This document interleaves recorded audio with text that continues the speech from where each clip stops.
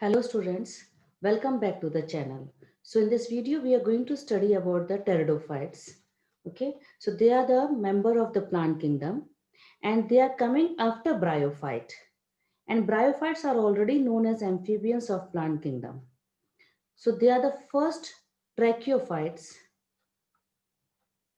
because they are the one who are having the vascular tissue, and that is why they are also known as vascular amphibians of the plant kingdom. They are vascular amphibians of the plant kingdom.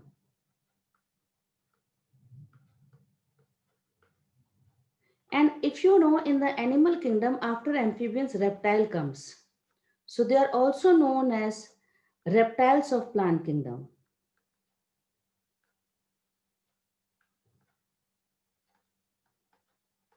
And in the reptiles, the snakes are more predominant. So pteridophytes are also known as botanical snakes. They are also known as botanical snakes. They are the cryptogams. Okay, they are the cryptogams. So we call them as they are vascular cryptogams.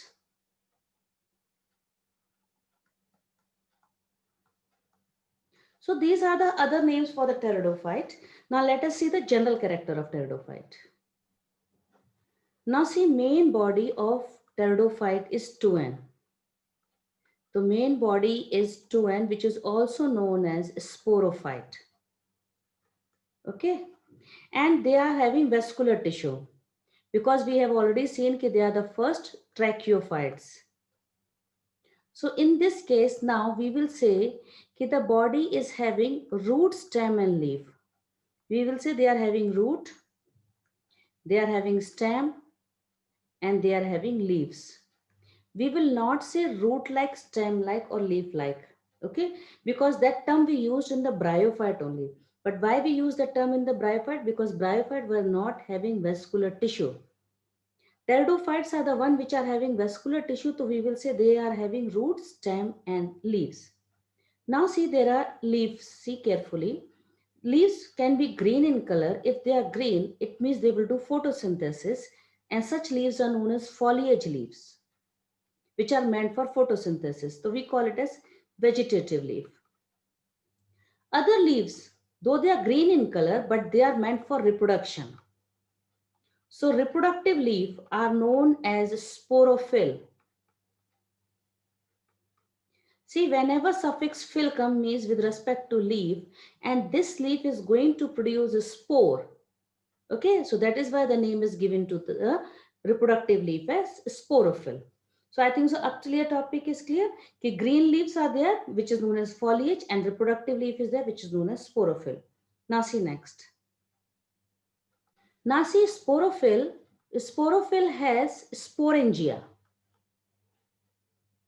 And sporangia is also known as sac. And sporangia, inside sporangia, they will produce spores. Okay, and spores ploidy is in nature.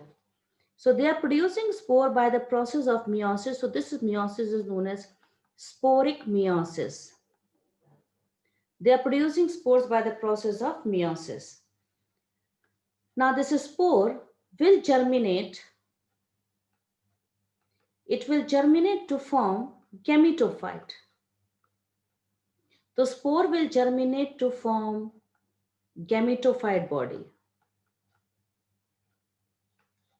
And gametophyte body, it is known as prothallus in case of homosporous. In case of homosporous. Now let me explain you what is homosporous and what is heterosporous. Now see, we know that sporophyll has a sporangia and sporangia will produce spores. Now spores can be homosporous or they can be heterosporous. They can be homosporous or they can be heterosporous. Homosporous means they will be producing only one kind of spore. Homosporous means they produce only one kind of spore.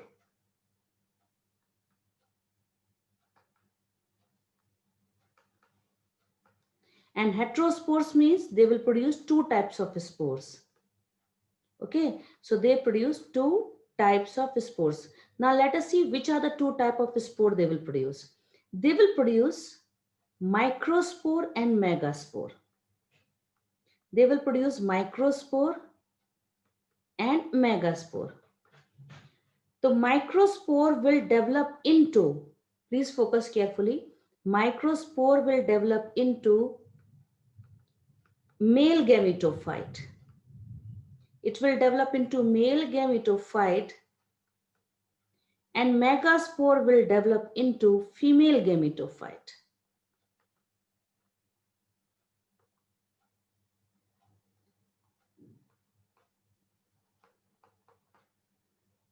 But the one which is homosporous, this will develop into, we will use word, check carefully, we will say it will develop into prothallus.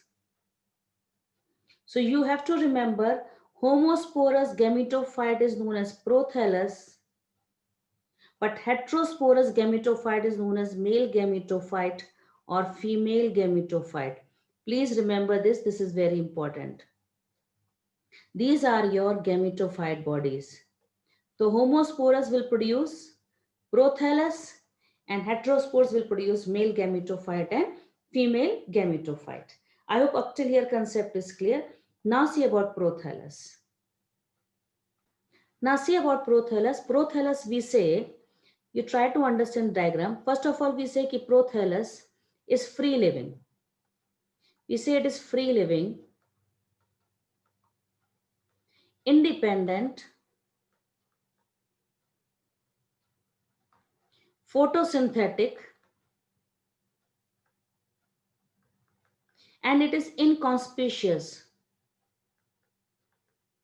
You have to check the line of your NCERT from the pteridophyte down. Where the pteridophyte is starting, you have to start from there down, and you will turn the page. There you will find that prothallus is free living, independent, and photosynthetic gametophyte. Okay, now again the question can come in the mind ki why we use word thallus, why we use the term thallus. Okay, reason is the gametophyte is atracheophyte. Gametophyte is atracheophyte. Please, it is very important regarding to the competitive point. We say in the plant kingdom, in the entire plant kingdom, gametophyte is atracheophyte. Means atracheophyte means it does not have vascular tissue. Even they also, we have to write here that they are also atracheophyte. Okay, this all we have to write here that they are also atracheophyte. So that is why we have written the word prothallus.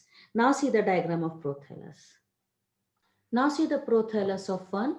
See, it will have this apical notch, and this is a thalloid body. Okay, this is a thalloid body it is having with unicellular rhizoid. These are unicellular rhizoid. I've used green color to indicate that it is a green photosynthetic. And now see here, you are finding here it is having female sex organ. Female sex organ will be archegonia, and here you are finding male sex organ that is known as antheridia. Okay, so this is your female sex organ archegonia, and here you are finding male sex organ that is known as antheridia, and these are the rhizoids. So prothallus, we can say when both the sex organs are present in one, we will say such condition is known as monoecious. Such condition is known as monoecious. The prothallus is monoecious. Now let me explain you antheridia and archegonia. Try to understand. Antheridia is multicellular, checketed male sex organ which is not stalked. Remember in the bryophyte we have studied the sex organs are stalked, but here we will not study sex organs are stalked. We will say sex organs are sessile. What we have to remember? That they are sessile. We don't have to draw the stalk here. And these are multicellular. Okay, these are multicellular and they are going to produce anthrazoid.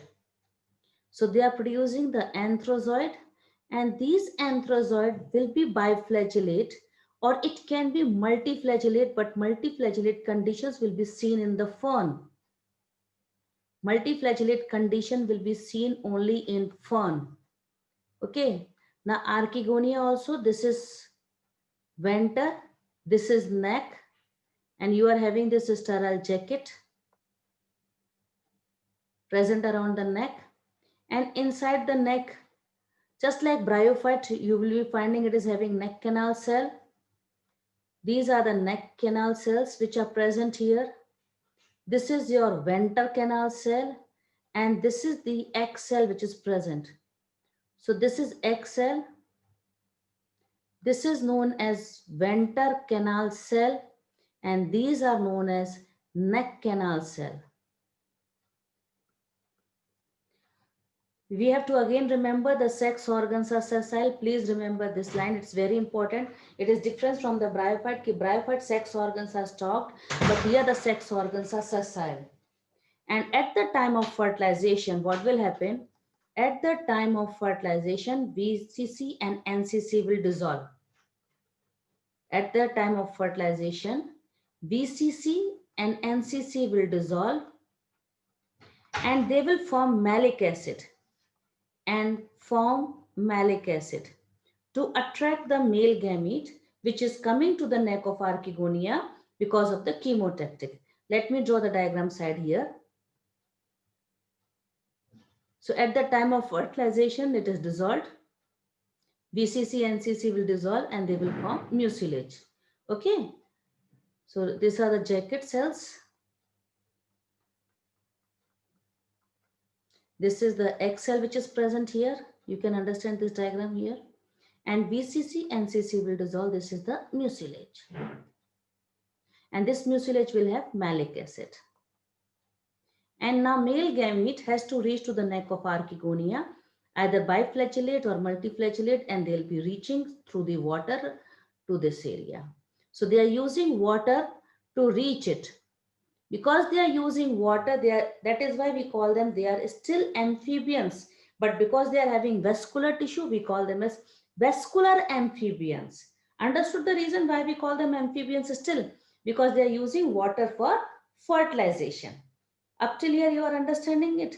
Now see one thing, homosporous will make free living independent. But in case of heterospory, now see what will happen. Here, in case of heterospory, the megaspore will germinate, very important, megaspore will germinate in the parent body only, will germinate inside parent body. Okay, inside parent body means it will be germinating inside megasporangia. So it is germinating inside megasporangia, and as a result, retention has started. Okay, retention of the megaspore started, gave birth to the seed habit. The megaspore will germinate inside parent body to form female gametophyte. To form female gametophyte. And this retention of megaspore gave birth to the seed habit. Gave birth to seed habit. Up till I hope you are able to understand what I mean to explain you. Okay. So seed habit, why we are saying seed habit, not seed? Because they don't have the covering. The covering which is to be covered by to make the seed, that covering is not there. That is why we say that they are giving birth to the seed habit, but they don't make the seed. I hope you are able to understand me. Now see, I want to say, suppose this is your megasporophyll, okay? And here is your megasporangia present.